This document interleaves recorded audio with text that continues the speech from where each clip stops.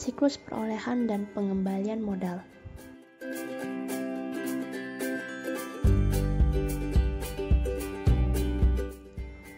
Ada dua karakteristik siklus perolehan dan pengembalian modal yang akan dibahas di video ini. Yang pertama, transaksi yang memengaruhi saldo akun relatif sedikit tetapi seringkali material. Contohnya, obligasi jarang diterbitkan oleh perusahaan, tetapi nominal penerbitan obligasi biasanya besar. Yang kedua, pengecualian atau salah saji dari satu transaksi dapat menjadi material. Akibatnya, penekanan utama auditor dalam mengaudit akun-akun ini seringkali pada kelengkapan dan akurasi tujuan audit yang terkait dengan saldo. Wesel bayar. Wesel bayar adalah kewajiban hukum kepada kreditur yang mungkin tidak dijamin atau dijamin dengan aset dan dikenakan bunga. Tujuan dari wesel bayar ada 3, yaitu yang pertama, pengendalian internal atas wesel bayar sudah memadai.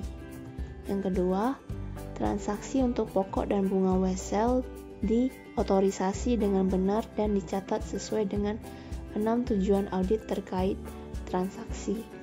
Yang ketiga, liabilitas wesel bayar dan beban bunga dinyatakan dengan benar sebagaimana didefinisikan oleh 7 dari 8 tujuan audit terkait saldo.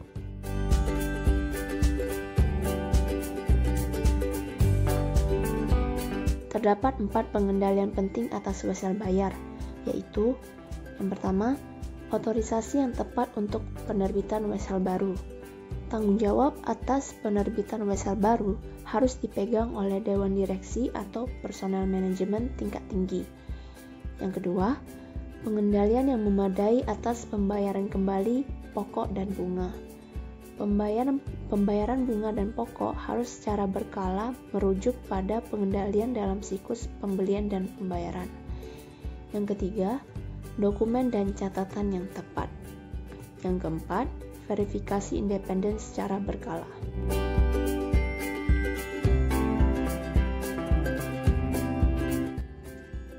Terdapat 3 fokus utama dalam transaksi modal.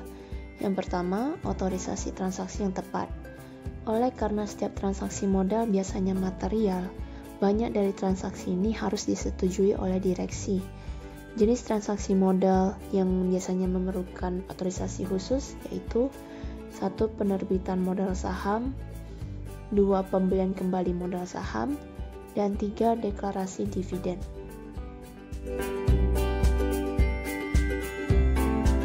Kedua, penyimpanan catatan yang benar dan pemisahan tugas.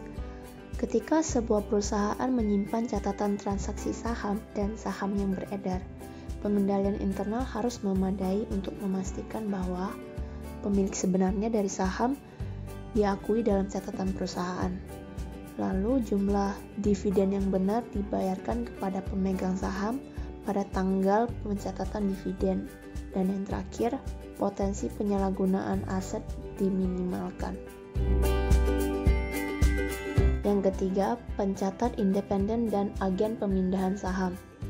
Tanggung jawab dari pencatat independen adalah memastikan bahwa saham yang diterbitkan oleh perusahaan sesuai dengan ketentuan modal saham dalam piagam perusahaan dan otorisasi Dewan Direksi. Sedangkan tanggung jawab agen pemindahan saham adalah membantu memperkuat kontrol atas catatan saham dengan menempatkan catatan di tangan organisasi independen dan membantu mengurangi biaya penyimpanan catatan.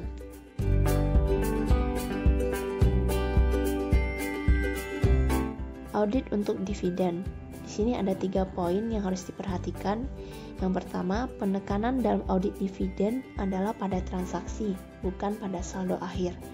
Yang kedua, auditor dapat memverifikasi terjadinya dividen yang dicatat dengan memeriksa risalah rapat direksi untuk mengesahkan jumlah dividen per saham dan tanggal dividen.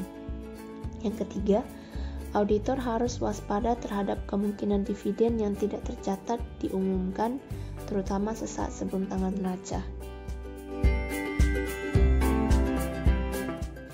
Audit untuk laba ditahan. Di sini ada 3 poin juga. Yang pertama, umumnya transaksi yang melibatkan laba ditahan adalah laba bersih tahun berjalan dan dividen yang diumumkan. Yang kedua, untuk memulai audit atas laba ditahan, auditor terlebih dahulu menganalisis laba ditahan untuk sepanjang tahun. Yang ketiga, untuk menyelesaikan audit kredit ke laba ditahan untuk laba bersih tahun tersebut atau audit debit untuk kerugian, auditor cukup menelusuri jurnal laba ditahan ke angka laba bersih pada laporan laba rugi. Prosedur ini dilakukan setelah semua jurnal penyesuaian yang memengaruhi laba bersih telah selesai. Sekian dan terima kasih.